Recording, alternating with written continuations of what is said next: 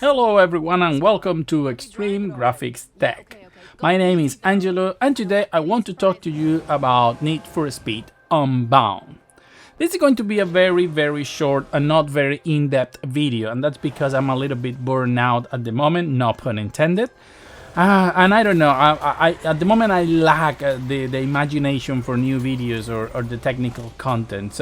But I didn't want to stop not talk about Need for Speed Unbound because I think it's a game that deserves some recognition. To begin with, is like going back to the roots of the saga. It's not reinventing anything. It's not doing anything completely different, except maybe for the artistic style, which combines some cel-shaded characters with a realistic environments, but also the special effects are sort of cartoony, and I think it looks quite good, to be honest. I really liked it.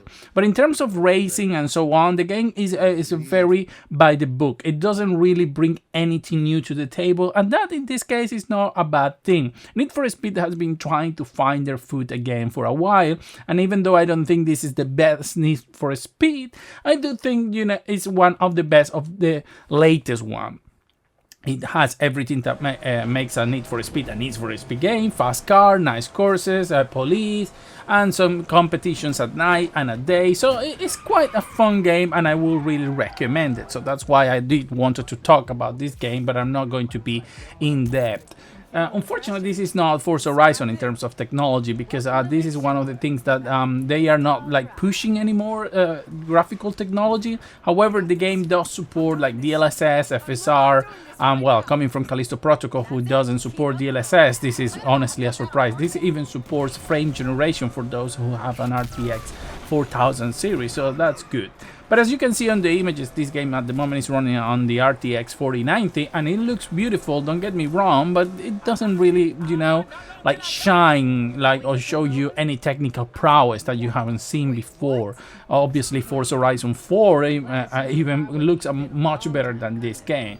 And once again, I want to let me clear, I'm not saying this game looks bad, okay? It's just that, you know, it's not what I normally expect from Need for Speed to push forward technology. However, it's a game that is going to run very well on a variety of systems. It's a fun game, and if you like racing arcade game, this is probably one of the best out there at the moment. So yeah, give it an opportunity and you are not going to regret it, because I think Criterion has put a lot of work on this one, and it's, you know, very basic, very simple, and it's a lot of fun. Having said that, obviously I have to always test this with at least some hardware to give you guys an idea of how the game runs, and this time is not going to be different. But as I do every single time, I'm going to start by checking the CPU usage. The reason I do this is so everyone can understand or have an idea of how CPU dependent the game is, and this I always test with my old i7-6700K, which is a 7 to 8 year old CPU that is only 4 cores, 8 thread. That way you can have an idea, if you have like a, you know, a 6-core CPU or anything like that, how well it's going to perform, at least in terms of CPU, and to know if you are going to be able to achieve at least 60 FPS, especially on a racing game, which I think is sort of important. Yes, you can play at 30, of course, no problem, but if you can get those 60, I will always recommend it. So in this case, Need for Speed Unbound is probably going to run very well at 60 FPS on most CPUs. If you find yourself a little bit limited, know that the reflections in these games use a lot of CPU power for some reason. So if you lower only reflection, you're going to get between 10 and 20% more performance out of your CPU. So I would recommend you to do that if you find yourself a little bit sure on the CPU side. But as you can see here, you are going to get those frames, no problem whatsoever. When it comes to GPU, I only tested 2 this time, and that's because, you know, as I said, I'm a little bit burned out, to be honest, so I didn't want to do a big test. And so the first one I tested is the Intel one, and the reason to test Intel is because I always want to see if the card runs well with modern games. You know, we have a lot of issues with the Intel drivers and so on, but in this case there was no issues with the game. I put the game at 1440p on high with dynamic resolution scaling, and the game just ran without without any issues at 60 FPS. I could probably have gotten more FPS if I had maybe lower resolution or lower quality, but I think this was a middle point compromise where the game looked and ran fantastic.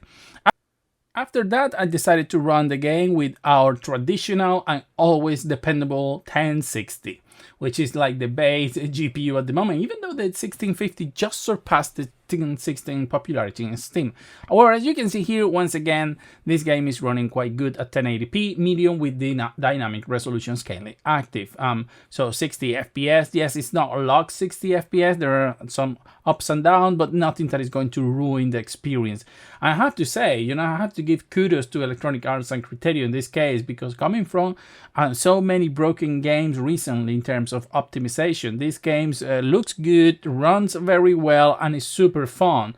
So at the end of the day, I guess this is what we want as gamers. Yes, we want new experience, amazing experience, but I will take a game that is just, you know, comfort food, if you want to call it that way, over any, you know, amazing broken game, because at least this one I can enjoy. Well, some games released recently we can.